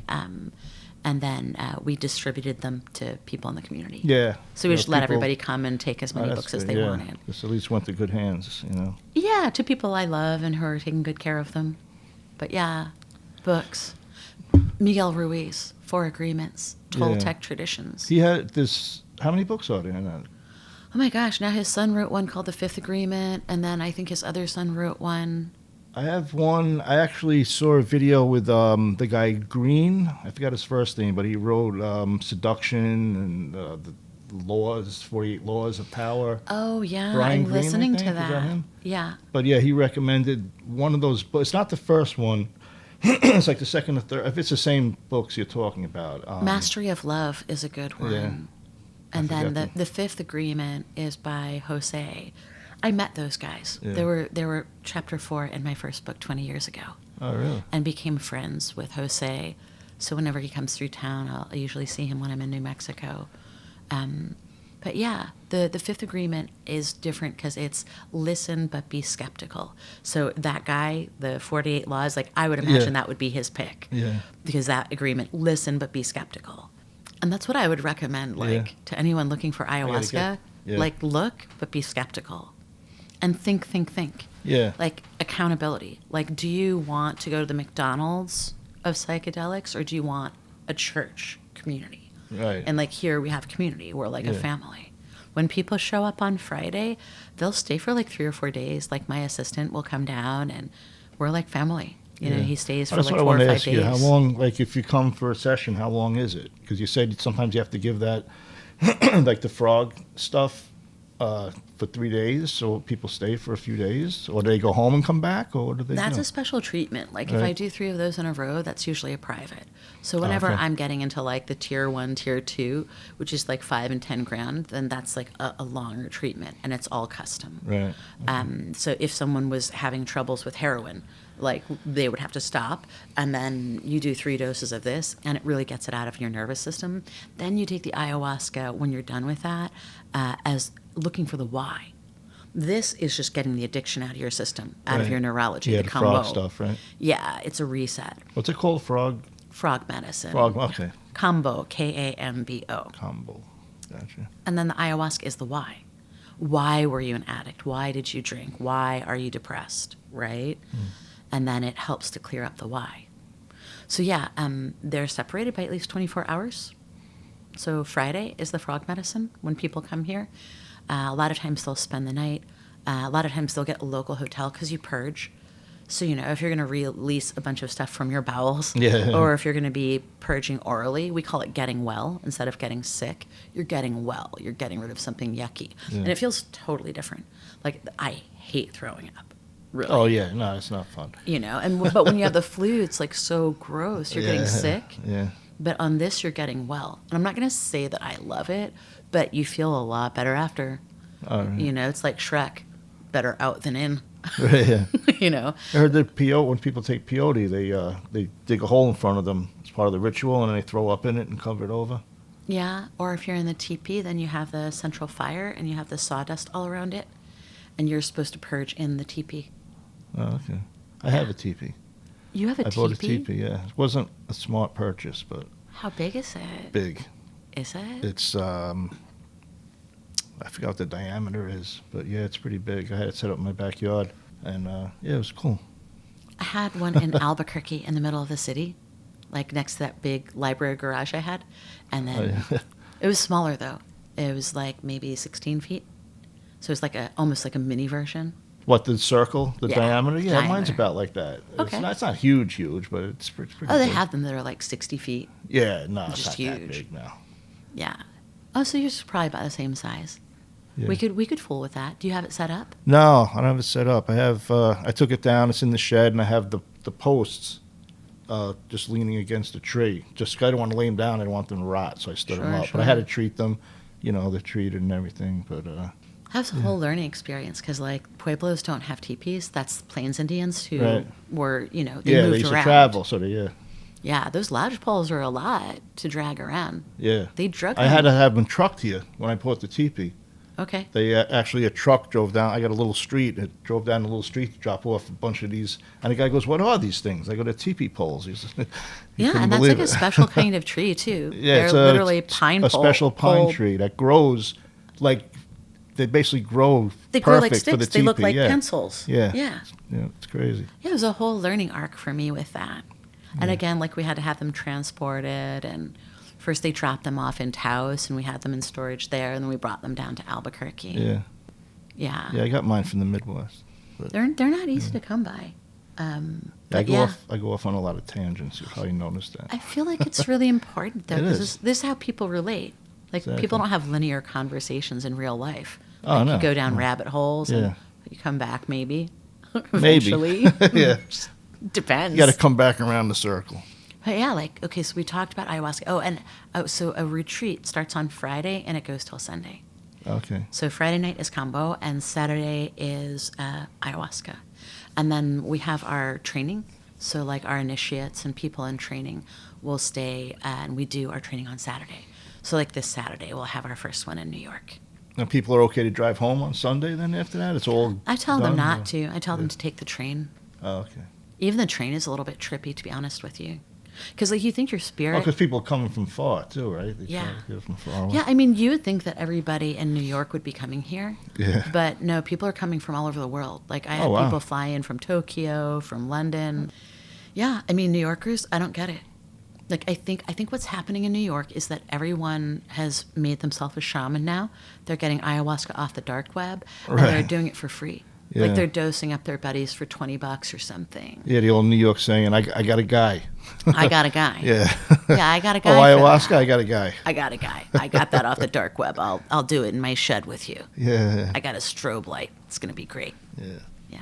And so it's a shame because it's hurting people. It's taking away from the authenticity of what I do. So imagine if everybody could just declare themselves a neurosurgeon tomorrow. Obviously, it would be dangerous, right, Yeah. to take a scalpel to someone's brain without knowing what you're doing. But also then think about like the neurosurgeons who spent 10 years of their lives and hundreds of thousands of dollars going to Harvard or whatever, Right. like I did. Like I went to the Harvard of plant medicine schools, Right. and I'm not just an ayahuasquera. I don't just do ayahuasca. I'm a doctor. Right. So like I'm a holistic health expert. There's so many different layers to it. Permaculture, all of it. Yeah, people don't realize that you actually went to school for this, and like you said, you're writing your doctorate now. It's like you said, I read a book and now I'm a shaman. So Yeah, so it's dangerous, and then it also takes away from, like, imagine the neurosurgeon who's got $1 million in debt, and now he can't pay his student loans because everybody's a neurosurgeon. I went tattooing too. When all those tattoo shows are on TV, everybody, and I actually tattooed a girl while I'm tattooing, and she goes, "Oh, my grandmother does tattoos," and I stopped. I was like, So it's true. Everyone and their grandmother is a tattoo artist. I couldn't believe it. I was like, it's true. It really happened, Oh my God. Yeah. So what was the grandmother doing, like at the kitchen I don't table? know. And I She asked would her, bust out her knitting needle. I guess, yeah. I said, well, why did you come to me if your grandmother does tattoos? And she lived far, like upstate New York or something. So I was like, oh, all right, cool. Well, yeah, my grandmother does this. I'm like, cool. Yeah, that's another thing. Like everybody has a place upstate now. Some guy called me the other day, and he's got like an MBA from Wharton, and he made a bunch of money on the stock market, and he bought a piece of land, and he's administering ayahuasca. But knows nothing about it. No, he absolutely knows nothing about it. But Where's he getting his he's making more ayahuasca money from? than me. Oh, yeah, I'm sure. Right, Probably- because he's good at advertising and marketing. Exactly. And so he's got like all these ads up, and he's, spamming people and getting hundreds of people up there, and he's making some kind of like sound festival, and they're all going to be tripping on ayahuasca and dancing to music. Yeah, it's like a carnival. Yeah, like a little freak show. Yeah. And I mean, I don't know what to say about it except for like, if you're serious about this, find someone who knows what they're doing, ask them a lot of questions, ask them how long they've been doing it and who authorized them. Did someone specifically with an ayahuasca lineage? It's like martial arts, right? Yeah. Like I got my nunchucks over here, right? Yeah, sort of. So like, I'm good at that too. oh I do yeah, that no. fast. But like like certain martial artists Yeah. have special weapons that they use, Right. or like with Shaolin, like you have certain forms, and like you'd have a master of like say mantis or eagle or crane. Well, then you become a master in that lineage, and you refer back to that lineage that goes into the mists of time. Right. Like all the masters in that lineage were white crane, right? And you get that specifically from them. It's like that with medicine. And so like going back in the mists of time, like these people have worked with these medicines. So where's he buy his ayahuasca? Do you know? Or you just off the You dark can- web? I swear to God, you can get it anywhere now. It's so terrifying. I think it was last year or the year before, 20 sorority girls in Florida decided to do ayahuasca together, and one of the geniuses got it off the dark web. It had fentanyl. Yeah, I was going to ask that too. If any of the weird stuff. None of that's them been- woke up, Oh God, it's horrible. right? A bunch of 20-year-old girls. I mean, it was stupid, but no one deserves to die over stupid, no, right? I mean, yeah. if I died over stupid, I wouldn't have made it into my You're supposed teens. to regret your mistake, not die over it. It's terrible. Yeah, but people are making a lot of those mistakes. And then also, even best case scenario, you pay 10 grand, they dose you way up, you come back, and you can't handle your life anymore. Like my clients, I have to keep them on the rails. Because if it was my mother, would I want her like freaking out and having a psychotic break? Of course not, right? You love these people; they become like family. Yeah, like you say, you don't know who they're going to meet on their trip. It could be a dark spirit, or whatever you call that. There are a lot of opportunistic entities out there. The spirit world isn't necessarily a whole lot different than this world. There are a lot of dark entities out there. There's also a lot of beings of light. In the end, I am pretty sure that good wins and that light wins and all of that. But in the meantime, in this game that we play, there's a lot of weird stuff out there. And also, like, there are a lot of parasitic entities. Oh yeah, it's like a lot of So if they can people, kind of get a too. hook in you, Yeah. then they can siphon off energy. That's something that's pretty common, is people pick up entities. And imagine you're in a room of like 100 people doing like a heavy dose of ayahuasca, and there's not a real shaman there. Oh yeah. Whoa, dude, like all the entities and all the dark stuff that's pouring off of people. People are throwing up on each other, flailing around, screaming, wailing, crying, gnashing teeth. There's no order, no one there to help. No. So we have 5 people usually at a time and 10 people maximum. But for every 5 people, I have 1 assistant. So if I were going to have 10 people, I would have 2 assistants. Yeah. So there's always someone there. And also, like, as you can see, there's just plenty of space. There's so much space. What would make someone just come out and say, "Oh yeah, you know what? I'm just going to open an ayahuasca retreat"? It's like, what? Yeah, money, right? Money. Yeah. There's a lot of money in it. Yeah. In it healing or not healing people. Yeah. Opportunistic, oh, we're going to heal you. And now everyone has heard of ayahuasca, I guess, except for on Long Island, where I say ayahuasca and people are like, what? Yeah. Which blows my mind. Like Well, in Iowa, people know about ayahuasca. Yeah. When I told Scott, the guy I was telling you about, I did the last episode with him. He was like, he didn't know you were here, and he's like real excited. He's like, really? And I'm like, yeah. Yeah, I should probably start going to the VA and maybe like start going to NA meetings. Like, I'm not sure what my next move is, but probably just print up some flyers and start. Well, like I said, the out. NA, they probably would think, oh, what are you trying to give these guys drugs? You know what I mean? Where the VA, you definitely find people there. You know? It's pretty well known now, like amongst veterans, because it's one of the few things that helps with the traumatic brain injury. And a lot of those brain injuries are the percussive injuries that are really hard to deal with. It's like a special kind of TBI, really hard to recover from. It gives people suicidal ideations because you just get tired of that horrible feeling. Right. But from the bombs, like that sound blast that they get, yeah, it scrambles your brains, and that's a big part of it. The medicine goes in there and it does neurogenesis. It allows your brain, your whole body really to rewire itself. I mean, it'll heal stuff like autoimmune disease. Nobody knows what to do with all of the autoimmune disease that we have nowadays. And the ayahuasca helps? Yeah, because it rewires your body and it gets rid of some of the toxins, the trauma, the anxiety that causes it. It's like a negative feedback loop, autoimmune disease. Mostly it has to deal with toxins, first of all, and then the gut lining. And so you have more neurons in your gut than you have in your brain. Really? Yeah, and the heart is actually the real brain of our body. I always said that. You have like blood memory. I call it blood memory. Yeah. Because they say people that get transfusions, they can get like flashes of the memory of the person they got it from. I don't know how true that is, but a heart transplant, you're a completely different person. Yeah. But blood, yeah. Yeah, because you would have the DNA, the memories. And DNA is like a fractal. It's like a seed fractal. So you're planting the memories of someone else in your brain. Yeah, I saw that. You're not going crazy. There's a tiny little bug flying around. Yeah. Yeah, when you start grabbing the shit, people look at you. No, there's a bug there. I swear to God, I see a bug. That witch doctor is crazy.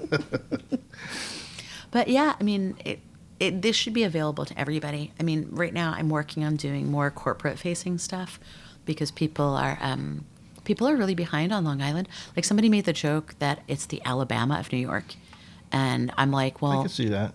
You haven't been to Alabama then, have you? No. You know, like, so it's not really that, but like I get the analogy Right. that compared to Manhattan, is very quaint and cozy and family, you know, out here. Yeah. And they very religious still, and people really think of plant medicine as a drug. And there aren't many natives left here. Like in New Mexico, there are just so many natives. Yeah. Well, you have So many. Shinnecock, and Shinnecock is closer to real Indians. But what's the other one? I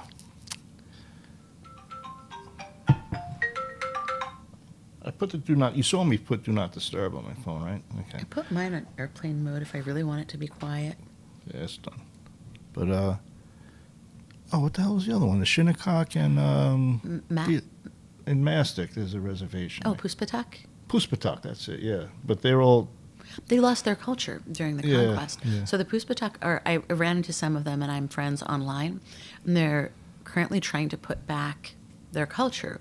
But their last medicine people, their last elders died probably in Oklahoma in the 50s. Right. Like the last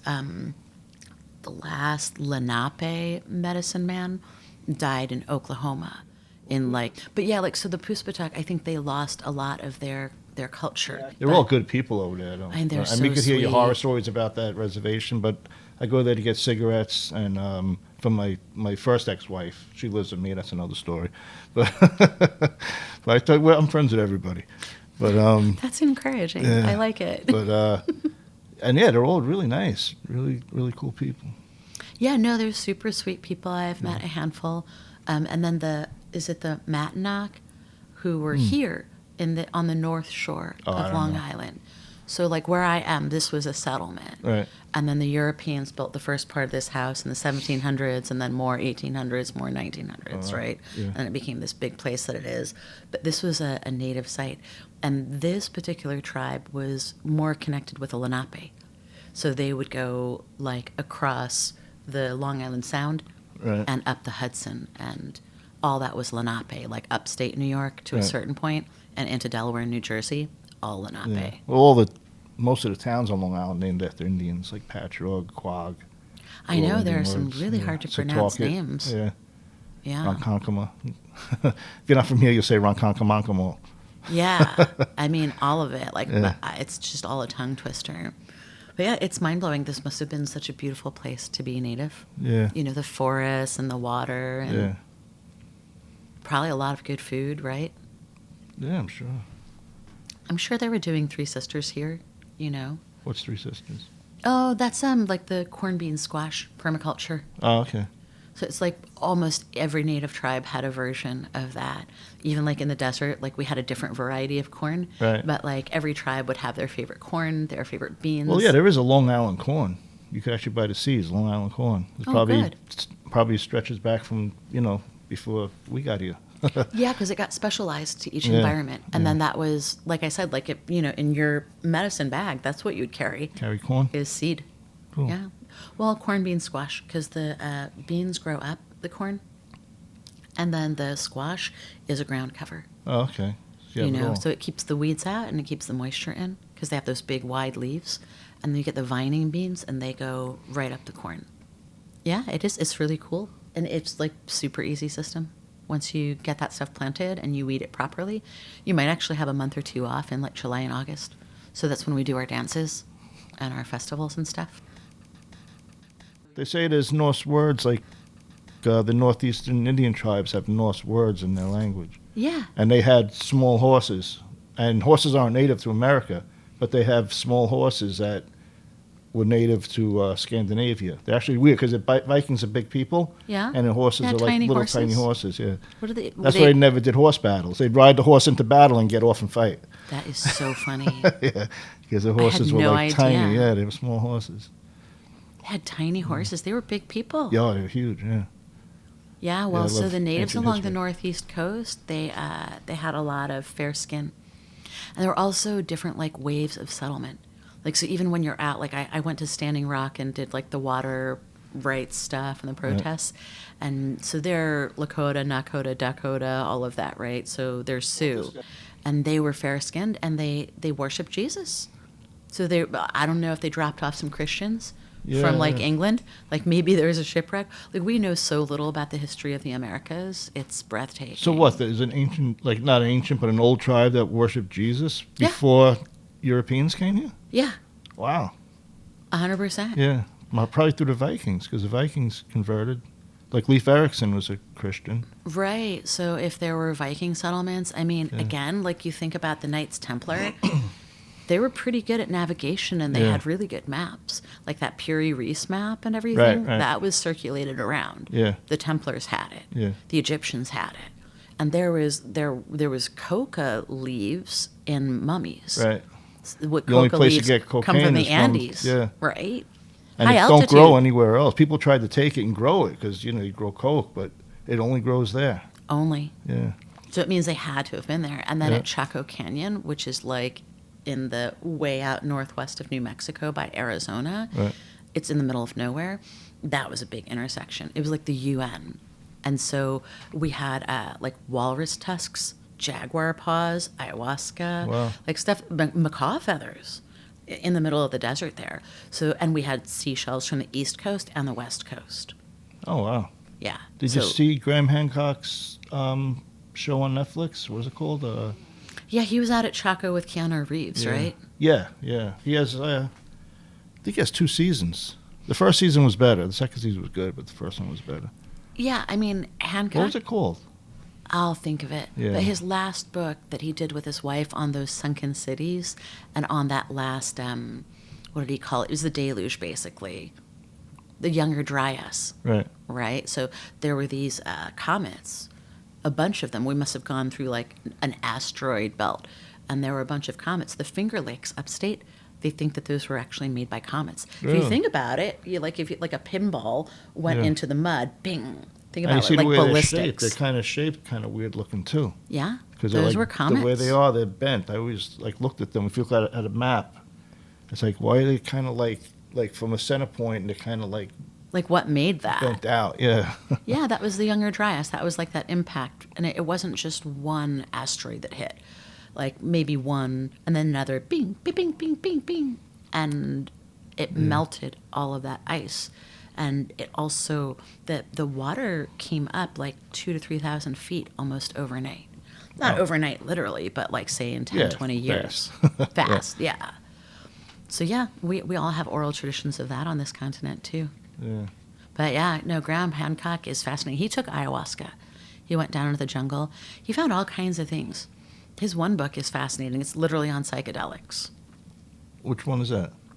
I would have to look it up. Okay. I think I actually saw that one. I listen to audiobooks a lot now because I like to eat cookies late at night. So I got to be on the treadmill a lot. Listen, audiobooks relax me too much and I fall asleep. That's why I'm on the treadmill. Yeah. And here comes the kitty. Baby. Aw. What's this one's name? That's Baby. Hey, baby. I was waiting for you to come over here. Yeah, she's been watching you for a while. Yeah. Yeah, the cats are all really friendly. They help people to journey. And it's weird, too, because when someone comes with, like, an entity on them, it'll peel off. Yeah. Because the medicine kind of, like, ejects everything that isn't light. Right. That's what happens. And then, like, these entities peel off of people, and the cats will chase them out the door. Yeah. You can literally watch the cats, like, chasing things. Really? Yeah. Well, yeah. And I can see They them. see it at a different spectrum. They do. And a different frame rate than we do also. Yeah, and they have DMT running through their body all the time. Cats? Mm-hmm. Really? Wow. Yeah, so they're more in the spirit world than we are. That's cool. I didn't know that. Yeah, so they make really good helpers. Did I forget to ask you anything? You've asked really great questions. Thank you. Well, we have retreats once a month, Friday through Sunday. We have privates. A lot of times, like, say, like, a group of Marines would come, and they would say, hey, like, no offense, ma'am, we don't want civilians in the lodge with us because we want to be able to speak freely. Well, yeah, I don't blame them. I was going Right. to say that's good if they all come together because veterans, any kind of traumatic experience, I always said that if, no matter what it is, if you had child abuse, rape victim, or domestic abuse, any kind of traumatic thing, you need to talk to people that have been through that same thing with you. You can't talk like a social worker that doesn't know, can't relate, you know what I mean? And yeah, so you have to share your experiences with the same people, you know.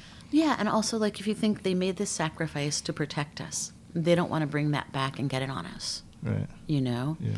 And they also don't feel comfortable talking about certain things outside of the rank, you know? But they're the quietest people. Like, I have not had even... I had one Black Ops guy freak out. He was Comanche. He was a weird dude. He saw things dripping from the ceiling. Really? And they were coming after him. But he was a bad man. He was really a bad man. Really? I think he enjoyed what he did a little bit too much. Oh, okay. Comanches, they were like, they even scared the Apaches. Like, they were like the biggest, baddest head smashers. They're the ones that gave the army back then the hardest time was the Comanches. It was like, you always in the whole old, like the old movies, you go into Comanche territory and you're like, oh shit. Yeah, that's the oh shit territory, loosely labeled on the map, oh shit. But like the veterans that commonly, like, I would deal with, they're the quietest people. You know, they'd be all lined up quietly along the fence in their sleeping bags with their hoods over their faces, minding their own business, you know, just dealing with their own stuff. And then they work together, you know, so if I can get one person to, like, be the boss, right, then I can just give a request to that person, and then they organize the whole thing. Yeah. So when vets are here, I don't lift a finger. Like, they take care of everything. Well, yeah, they and were when they trained to do that. leave, it's cleaner than when they got here. Right. I caught one trimming some bushes. I was like, sir, you don't have to do that. He's like, yeah, that's all right. I want to leave it nice, Yeah. you know. So I really like working with veterans a lot. A lot of my family is in recovery, like especially the natives. Yeah. So, you know, that's my second favorite trauma, you know, that I'm good at dealing with. But, yeah, so like special interest groups, you know, or say like, you know, if you have like an NA group and you want to work with medicine, I'm here for you. Yeah. It's not a drug, it's medicine. And it really helps people in recovery. You know, because you can quit doing whatever drug or you can quit drinking and then you're a dry drunk or you're a dry addict. Nothing changed really, except you stopped using. Yeah. The trauma that made you use is still there. And sometimes it gets worse when you don't have a break from it. Yeah. And one way of thinking, alcohol can be a good thing. It gives you a second to forget what you're worried about. Yeah. It gives you a pause. And people are self-medicating when they're using drugs. Yeah. Well, it's like my friend Nick. I actually did a show with him. He says, I'm an alcoholic. I'm like, I thought you were in recovery. He goes, well, I am, but I'm going to be an alcoholic the rest of my life. Even though I'm not drinking, he said, I'm still an alcoholic. And that's how he has to look at it. Like, oh, you want this drink? Oh, no, I can't. I'm an alcoholic. How can I drink that, you know? It's interesting, too, because, like, different, like, modern ways of looking at recovery are about harm reduction. So, you know, if someone has a drinking problem, the easiest thing to do is to get them to reduce how much they're drinking. Some people, that's why they call themselves alcoholics. They're just, as soon as they start drinking, they're going to keep going. Yeah, Right. It's going to be nonstop. Yeah. It's not going to stop. So that's when you really can't start drinking, because you're not going to stop. And I would say, yeah, that person, harm reduction isn't going to work on them. But 9 out of 10 times, people aren't alcoholics. They're actually dealing with trauma. Yeah, And there's a reason why they're drinking. It's something beyond the alcohol. Even drug addicts, drug is the medicine that you prescribe to yourself to deal with what's going on in your head. You know what I mean? Yeah. So there's always that underlying problem of why they're taking the drug. Yeah. Yeah, they just don't want to have to feel that pain for a minute. And then the substance itself is addictive, you know? Yeah. And alcohol is tricky because it's so accepted and so common. Yeah, I don't get that. Yeah. You can't. People look, if you smoke pot, they look down on you, but you can have a drink anytime you want. You can have 5 martinis and get served, right? You can drink yourself into a blackout. Yeah. And it's legit. But yeah, it's bizarre.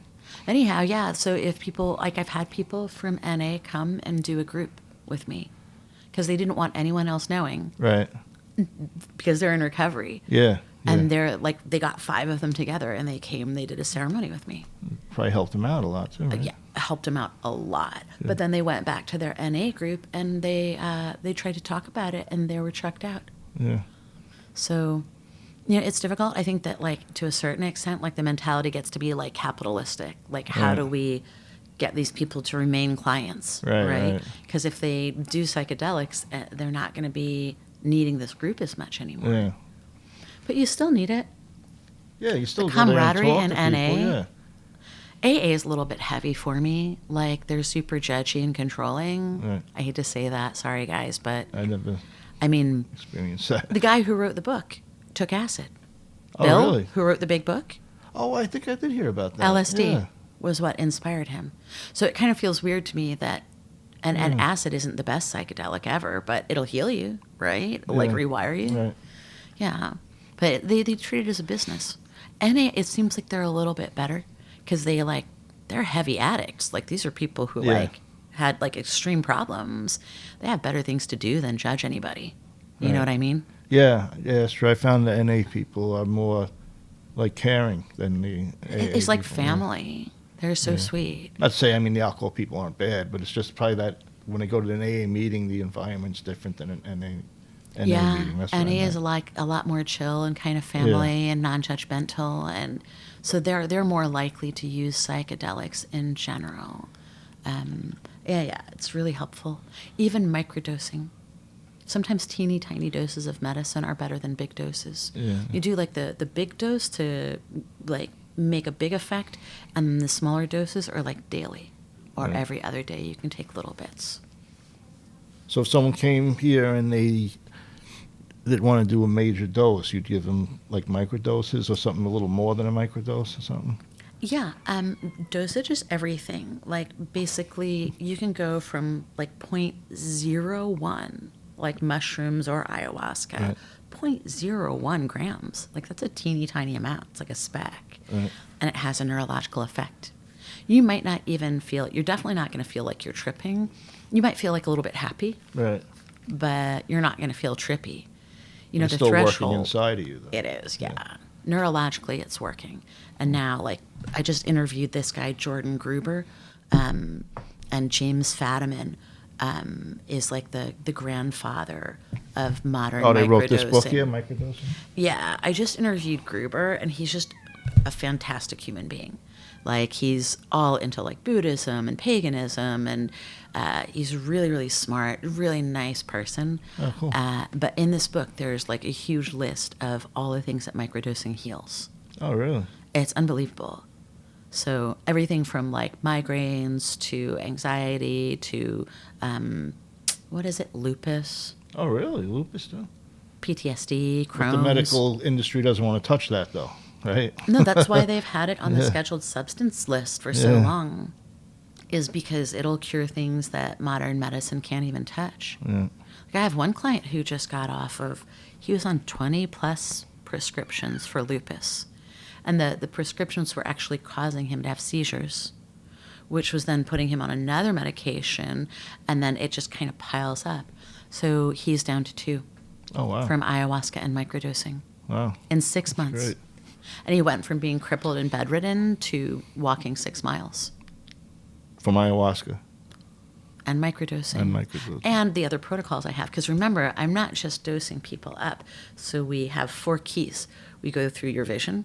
So, like, if you were to come to me, we'd, hey, like, what's your vision? Like, what do you want to get out of Right. this? And we would make a personalized plan for you. Then we look at your vehicle, your body. So it's like a mechanic. Like, we're going to look under the hood. We're going to check the tire pressure. We're going to make everything ship-shape. Yeah. People's nutrition is so bad nowadays. You know, so I go over nutrition with people, and like yoga, breath work, walking, simple stuff. Is there any, like, medications that would keep them from taking ayahuasca, like blood pressure medicine or anything like We that? really prefer for people to be off of all prescriptions, but the really bad ones are antipsychotics and antidepressants. Oh, okay. They counterindicate directly.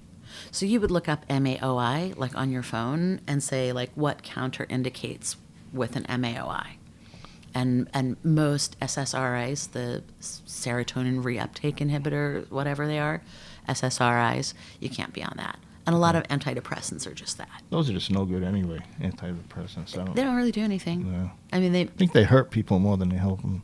and they're hard to get off of. The longer you're on them, the bigger the withdrawals you'll have. You have to titrate off them. And again, microdosing is really good for that. So, like, a lot of my veterans, like I took this one guy to the VA. I forget what was going on, but he had to go.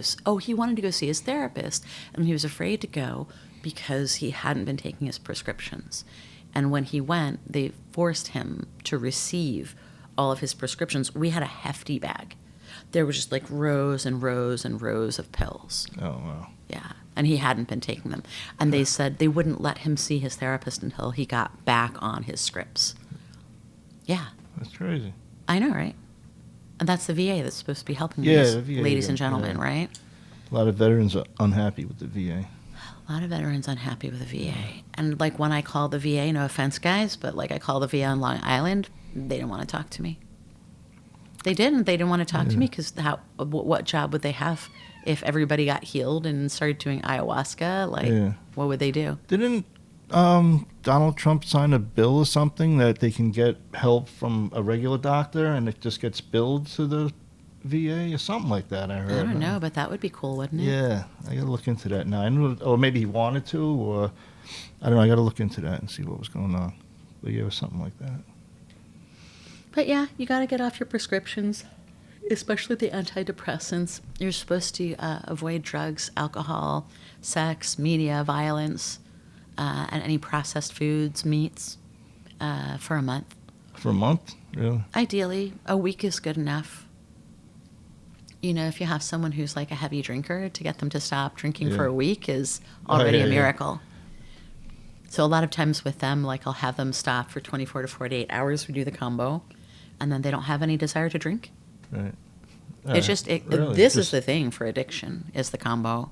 The frog medicine. The frog medicine. Yeah, and it's not psychedelic.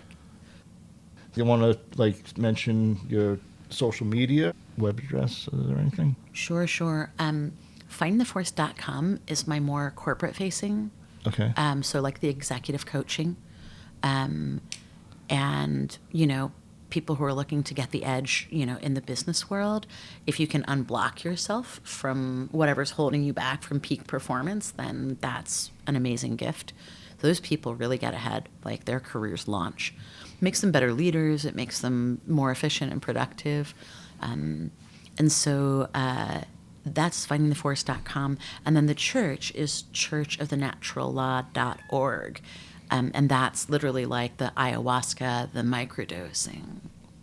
So, like I said, retreat once a month, usually the first weekend of the month. And then I do privates a lot. And a lot of New Yorkers prefer that. You know, the kids, I say the kids, but they're in their 30s. You know, I'm in my 50s now, so, well, kids you know, at they're heart. kids. I But just turned 60 in April. Oh, really? Yeah. Oh, congrats. Thank you. Oh, and I Aries. made it. Yeah, in Aries. My son's an Aries, too. Aries are fun. But, yeah, so a lot of New Yorkers prefer the privates because they're busy and they want to do it on their schedule. So I can literally see you, like, any day, any night, like, on the privates. Oh, that's cool.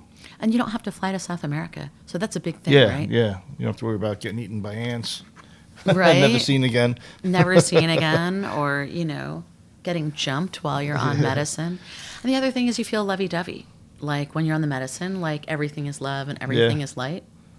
You're in a group of 100 people. Yeah. Like people end up like having random hookups and stuff. And it's like you wake up the next day and you're like, I did what? You know, I've had clients come to me and they're like, well, it wasn't like rape, but like it's not something I would have done when I was sober. Right. So that's another advantage of having like really small numbers or having privates is like you're 1,000% safe. Right.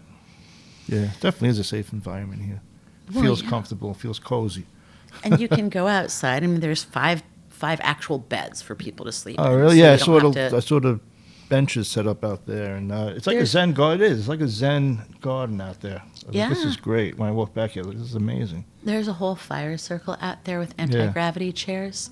So when we have a bigger ceremony, we end up being out there. And then you just like kick back in the chair and look at the stars. Cool.